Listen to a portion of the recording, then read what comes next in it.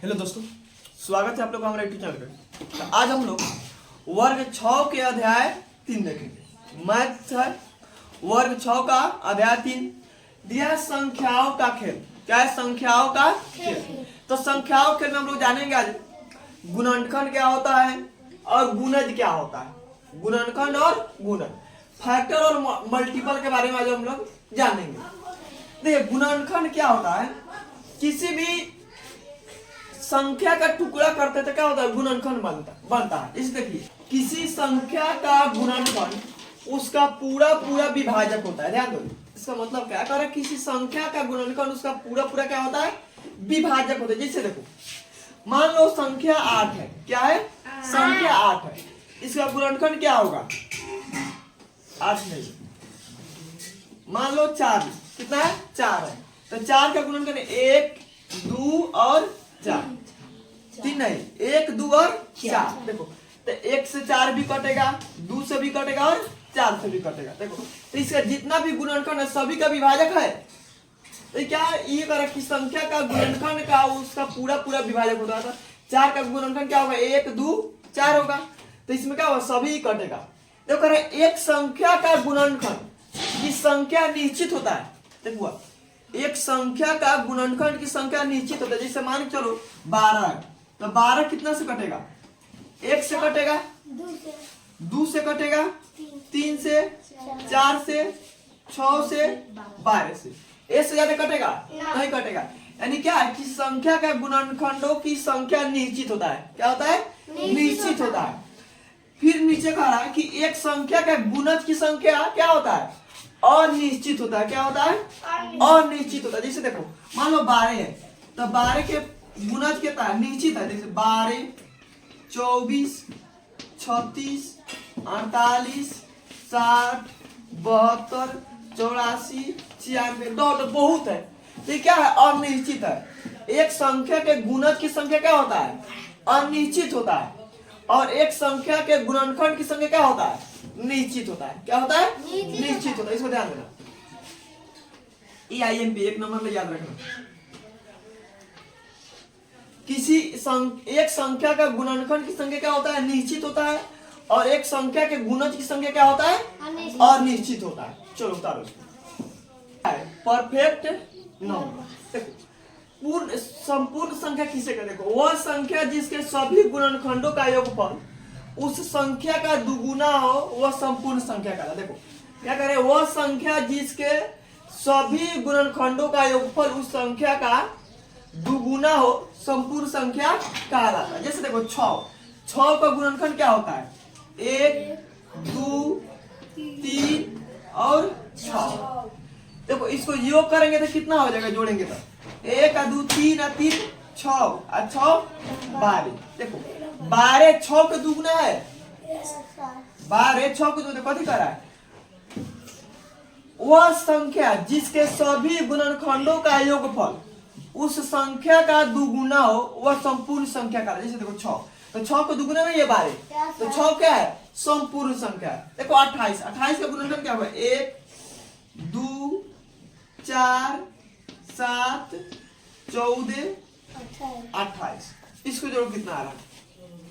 2, 1, 3, 3, 4, 7, 7, 7, 14, 14, 14, 28, 28, 56।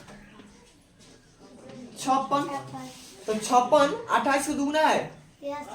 28 दूनी 56। तो 6 28 क्या है? संपूर्ण संख्या। क्या है?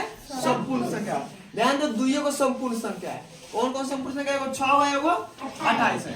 जैसे देखो एक और एग्जांपल देखो, इसे मान चलो 8 लेना है। 8 तो 8 क्या होगा? 1, 2, 4, 8। इसको जोड़ो 8, 4, 12, 12, 2, 14, 15। 8 का दुगुना होता है 15? नहीं। यानी 8 क्या है? संपूर्ण संख्या नहीं है। क्या है? नहीं है। 6, 8 क्या है? संपूर्ण संख्या। चलो था यौगिक संख्या। देखो भाज्य संख्या को यौगिक संख्या भी कहते हैं। और है अभाज्य या रूढ़ संख्या। क्या है? अभाज्य या रूढ़ संख्या। इस सभी का परिभाषा हमने पहले चैप्टर में पढ़ लिया है। अगर आप लोग देखना चाहते तो हमारे पहले वीडियो में जाकर वहां पे देख सकते हैं। देखिए पर भाज्य और यौगिक संख्या क्या आता है? तो एक को छोड़कर वैसी संख्या जो एक एवं स्वयं के अलावा किसी दूसरी संख्या से भी कटे उसे भाज्य संख्या कहते हैं। एक को छोड़कर वैसी संख्या जो एक एवं स्वयं के अलावा किसी दूसरी संख्या से भी कटे उसे क्या कहते हैं? भाज्य संख्या या यौगिक संख्या कहते हैं। एक इसका एग्जांपल लिख दे रहे हैं। 4, 6, 8, 9, 10, 12, 14, 15, 16, 18, 20, 21, 22 डॉट। ये क्या है? भाज्य संख्या। 4, 6, 8, 9 पूछेगा सबसे छोटी भाज्य संख्या कौन है? तो 4। सबसे छोटी भाज्य संख्या कौन है? तो 4 हो जाएगा। अब बताया भाज्य संख्या सबसे बड़ी क्या होगा? 21। सबसे बड़ी असंभव है। सबसे बड़ी असंभव है। और भी सबसे बड़ी को हम पता नहीं लगा सकते, समझा? कुछ भी हो सकता है। सबसे बड़ी इसको अनगिनत कौन पता नहीं है। सबसे छोटी की पता लगे कितना? सबसे छोटी 4। अब आता है भाज्य संख्या। तो भाज्य में क्या होता है? एक एवं स्वयं का किसी दूसरी संख्या से कटता है। अभाज्य में क्या होता है कि एक एवं स्वयं का किसी दूसरी संख्या से नहीं कटता है। देखो, तो एक को छोड़कर वैसी संख्या जो एक एवं स्वयं के अलावा किसी दूसरी संख्या से न कटे उसे अभाज्य संख्या कहते हैं। वैसी संख्या जो एक एवं स्वयं के अलावा किसी दूसरी संख्या से न कटे उसे क्या कहते हैं? अभाज्य संख्या कहते हैं। जैसे क्या होगा? 2, 3, 5, 7, 11, 13, 17, 19, 23, 29, 31, 37, 41, 43, 44। ये सब क्या है? अभाज्य संख्या। देखो, ये भाज्य हो गया, क्या हो गया? अभाज्य हो गया। अब प्रश्न है कि सबसे छोटी अभाज्य संख्या कौन है? तो 2 है। क्या सबसे छोटी अभाज्य संख्या कौन है? 2। यही पूछेगा एकमात्र सम अभाज्य संख्या कौन है? तो 2। इसमें सब क्या? देखो, सब विषम दिखाई दे रहा है। क्या है? सम 2 सिर्फ क्या है? 2 एक सम संख्या है।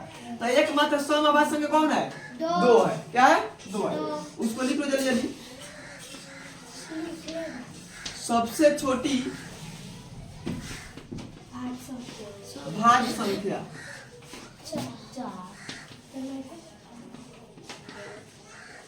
4। सबसे छोटी अभाज्य संख्या 2 है। एकमात्र सम अभाज्य संख्या